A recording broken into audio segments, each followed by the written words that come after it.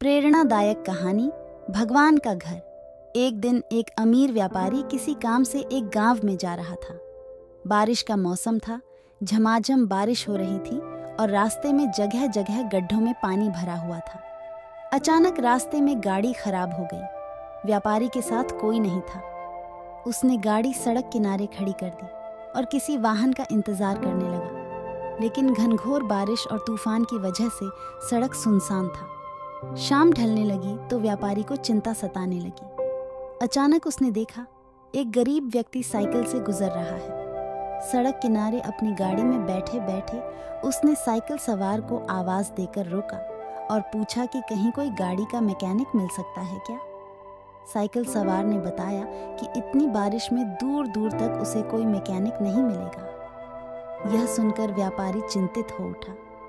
तब साइकिल सवार ने बड़ी विनम्रता से कहा, भाई साहब, अगर आप चाहें तो पास ही बने भगवान के घर में आज रात विश्राम कर सकते हैं। वहां आपको रहने की सारी सुविधाएं मिलेगी। व्यापारी राजी हो गया। उसने सोचा कि आज रात मंदिर में ठहर कर अगले दिन सुबह वो गाड़ी मरम्मत का कोई रास्ता देख लेगा। साइकिल सवार ने उसे अपनी साइकिल पर बिठाया और चल पड़ा। थोड़ी देर में दोनों एक छोटे से मकान के सामने पहुंच गए। साइकिल वाले ने दरवाजा खटखटाया तो एक स्त्री ने दरवाजा खोला। व्यापारी को संबोधित करते हुए साइकिल वाले ने कहा, यह मेरी पत्नी है। इस भगवान के घर में सिर्फ हम दोनों रहते हैं। हमारे बच्चे शहर में नौकरी करते हैं। आइए अंदर पधारिए और आराम से बैठ जाइए। थोड़ी ही देर में साइकिल वाले की पत्नी गर्म गर्म चाय नाश्ता ले आई। रात का खाना भी पकने लगा। व्यापारी को सब कुछ बहुत अच्छा लग रहा था, लेकिन उसे एक बात समझ में नहीं आ रही थी कि साइकिल वाले ने अपने घर को भगवान का घर क्यों कहा। ये कोई मंदिर तो है नहीं।